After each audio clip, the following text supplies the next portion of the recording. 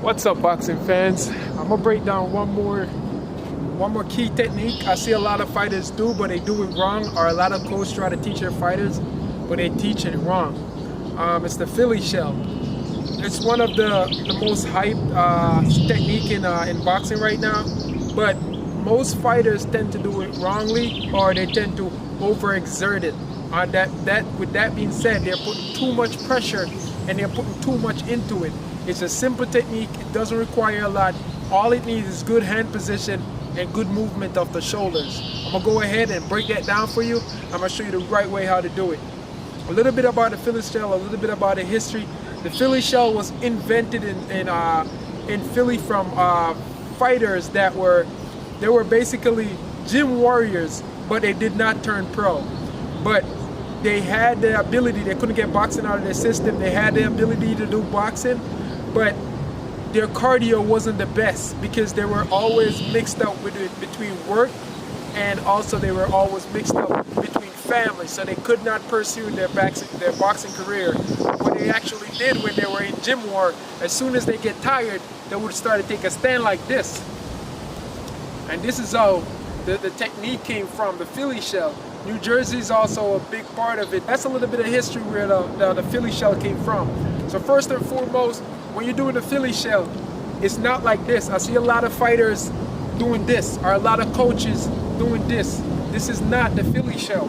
Once you put this arm over this one, this arm is trapped, and you're creating friction for this arm, the left arm, to travel. So you're creating a lot of friction. It's slower. The basic for the Philly shell and the right position to do it is this way. Put your thumb right here. The thumb will guard the liver, and your hands sit on the wrist. Your elbow sit on the wrist of your left hand. Your right elbow sit on the wrist of your left hand. And this is how it looks. Sideways view, just like this. This is where the opening right here, this is where you want your fighter to aim, or up here. You want him to aim either here or here. These are all counter punches area, because if he comes in and I lean back, he's gonna be open. I'm gonna catch a shot right here, and all I gotta do is go like this. And as you can see, I'm not creating no friction from my right hand.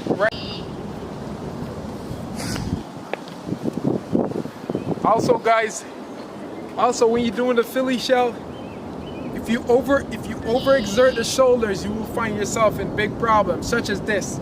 If you take the shoulders and you go like this, that's overexertion. It can work sometimes, but it's overexertion. When you overexert the shoulder, if the opponent is smart enough to take you back, you cannot see him. So you don't want to overexert the shoulders. You just want to price the shoulder just like this. So if he's right here, all I got to do is stand straight up, just the same, and just do this. Ease him off. Price the shoulders to the left. Boom, boom. Look how much difference that make without even moving. That's no energy. I'm not even breathing heavy. But the moment I go like this, it's a lot. It's a lot. Even on my legs, it's a lot. So all I gotta do is just price the shoulders up. Boom. Just like this. You price it. Even if he fire right here, which is the counter spot area that you want him to fire, even for the face, you just price the shoulder and catch that shot and deliver your shot. Simple, easy, good technique to have in your arsenal, especially if you're facing a southpaw. At times it will work, but you will need a straight right hand. You will have to have a good straight right hand to keep him off of you. Another thing with a Philly shell, a lot of fighters tend to do, you'll see them go like this, and as soon as they hit the Philly shell stand, they'll go low. It's not a low technique. You always got to stay straight up. The moment you go low, you limit yourself. See? I'm all open right here. I have nothing to guard myself from my body shot. And the fact of the matter is the body shot is a low shot. It's going to catch me. So you never go low with a Philly shell. You want to stay high. If you got to go low with a Philly shell, all you got to do is just bend, just like this. And cover it. Look, I'm still concealed. You can't get my body, and I can pivot with it.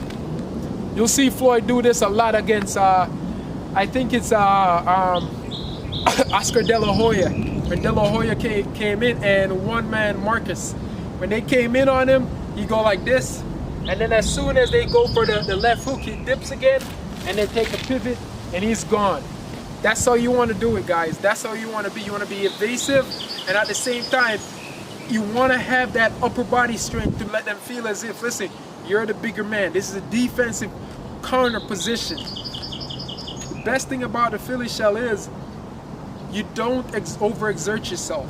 You only fight when you see an opportunity, which is really, really good. When you have the other man, he's trying to figure you out which way he's gonna hit you. And every time he fire a punch, you block his shot, he get hit. That's annoying, and it takes a lot out of the opponent. That's basically what you want to do and accomplish in the Philly shell, guys. I hope this video helped you out. Until next time, peace. I'm gonna shoot a small clip and teach you some more about it, so stay tuned. It's gonna be about a minute long. Until next time, peace. As we all know, the Philly shell is very hyped in the 2018 boxing era right now.